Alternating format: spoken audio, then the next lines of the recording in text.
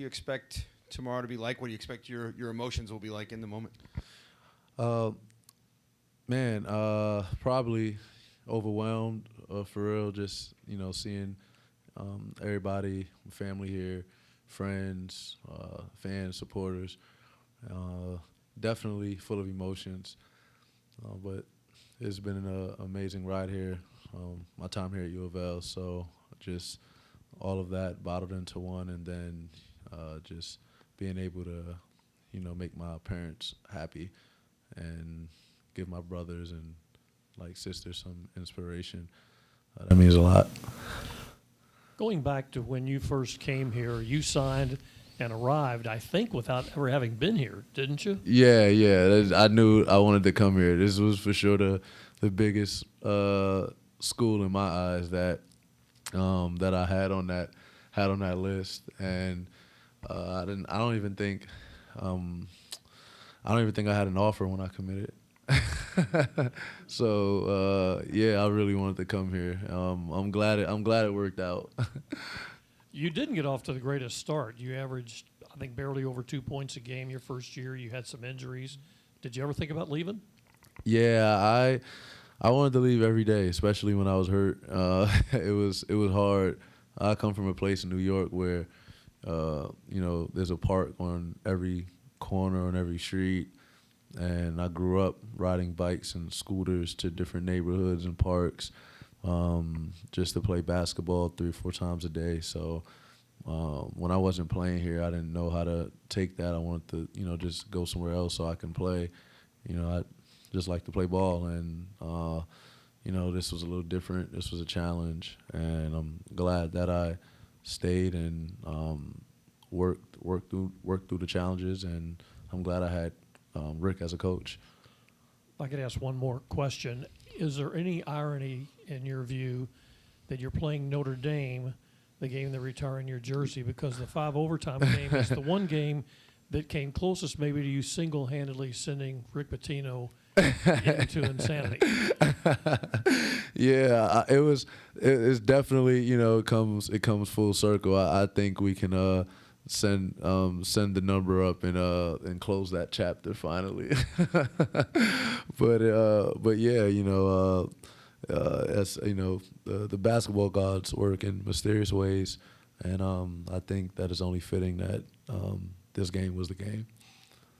Russ, what was it like when you found out that this was going to happen? And what do you remember what you were doing?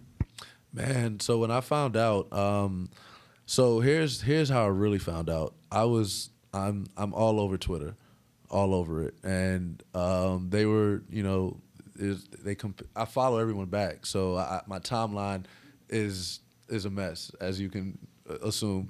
So when someone had tweeted a lot of the accomplishments that Griff and Tyra and Wes and Purvis had done, and someone also had put on the bottom of that comment like, didn't Russ do all those? And I think that tweet kind of went viral a little bit, and then my phone rang, and they were like, hey, we can retire your jersey. This is, you're up for it, but there's like a waiting period, and I had to go through that, and then a little bit before the waiting period was over, I talked with Vince. Vince has been great like the whole way through, but COVID happened, so we wanted to pick a right time for it, so that's why it took longer.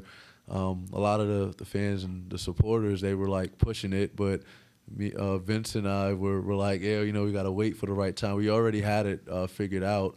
And then obviously with the new transfer and switching in ADs, Josh picked up right where Vince left off, and he's been phenomenal. So just this whole way, we've just been trying to coordinate just the perfect time and the perfect date to get this done. But I was anxious to get this done because I wanted my family to be able to see this, and the people who got a chance to see me play to be alive and to see it happen. And I know this doesn't happen very often for guys still in their prime, so this was very important that we got it done as fast as we did. Russ, where did that confidence come from for a kid who's a 1 or 2 star who didn't even have an offer, I guess, and struggled through that freshman year. Did you always have that inner confidence? Yeah, still to this day, still to this day is there's guys like Jordan and Iverson, Kobe, and D Wade. In my head, I'm the best scorer in the universe. that's what goes on in my head. So I feel like I'm the best player in the world, and I feel like I'm the best defender and the best scorer that's ever touched a basketball. And that's always going to be my attitude, and that's not going to ever change. And that just came from how it was for me growing up, constantly competing, playing up. I had a lot of family, a lot of friends that were older than me, and I just tried to hang with those guys and play with the older kids. So, and I was smaller than everybody, so I just always felt like I had something to prove. Has it been frustrating to not have that payoff with an NBA gig? Oh, it's been extremely frustrating, and there's no secret about that. I can't hide that it's frustrating. When you put in so much work, and when you always have the numbers, it just never makes sense to me. But I work hard, and I'm extremely good at my craft. I've been successful everywhere I've gone and played a significant role. I've never had a bad season where I played a significant role in my life. So I'm just waiting on someone to. It sounds sad, but I'm waiting on somebody to throw me a bone. Does that confidence extend to that? Do you think in your mind like that call is coming? I'm gonna get it. Honestly, it's tough. It keeps me humbled. So in my head, I play like the call's not gonna come, and if I have an off night or bad game or take my foot off the gas, then it's really not gonna come. But I always have faith that it will. I think there's people out there that can make that happen. But it's not in my hands. So that's kind of the sad part. But my friends are doing well. So it's good to see those guys doing well, and I get respect from my peers, and I get respect from the people in the industry, and that's what matters to me most: the homage and respect in my craft, and that goes a long way as well. Russ, you obviously have a special relationship with Rick Pitino. Have you had a chance to discuss this since the announcement? And what was his reaction or comments to you regarding this honor? Coach Pitino's been an instrumental part of my life. Just someone who's had many experiences, even outside the game of basketball, and he's mentored me even through college and after.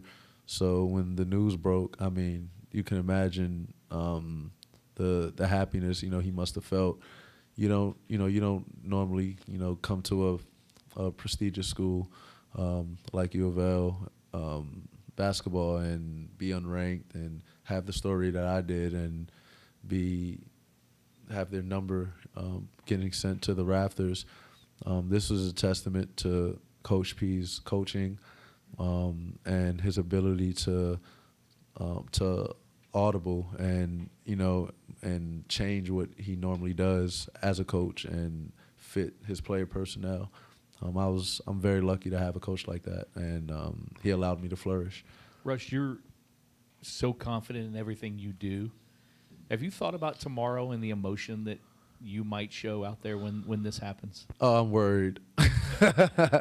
I'm very worried. I can break down. I don't know. I thought about it. I thought about how it would all play out. Like how exactly would I break down? Like how would I look? And then I thought about just having the most energy, or I don't know how I'm gonna do it. Honestly, I'm for sure gonna freestyle it to let all the emotions set in and let everything just come the way it's gonna come. But man, I'm like pumped for tomorrow. Russ, Coach Mack was saying from the outside, the cool thing for him is that you're a New York guy who's really adopted this place, and this place has become home. What connection do you feel to the city from your time here? Man, the connection I feel. Well, I'm from Brooklyn. I'm from Brooklyn, New York, and in Brooklyn, we show love, we spread love. That's what we do. So, just coming here, the love that I felt and the appreciation that I felt for my craft, for my creativity, it was embraced. And as any craftsman, as any artist, they just want their work appreciated. And what I brought to the table or to the game of basketball here at U of L, was my creativity, and it was just embraced. So I just felt like a connection from that standpoint, and from there it's just been very easy to relate to fans, supporters of the game of basketball here in the state of Kentucky. Russ, outside of the 2013 championship, what stands out to you about that time when you were here? What stands out to me the most about my time here at school, and I always say it, and I always keep saying it, it was the fact that the students here at U of L, the being a student here, a student athlete, I shared experiences with a lot of people who had no athletic connection. They might have been in fraternities, spent most of their time in libraries or the student center or the co-rec, whatever it may be. And we played ping pong, played board games, and we went to events. And I just had fun being a student. Like, I was just like those kids sitting in the student section. Most of them didn't even know I played basketball the first year and a half, so it was pretty cool once they seen me on the court. Or seen me on the bench. But yeah, I would say the experience as a college student, and I think more players need to understand that they're student athletes and relationships are for life. So the relationships I've made in college, I still have to this day, just from being friends and just stepping out of the box a little bit.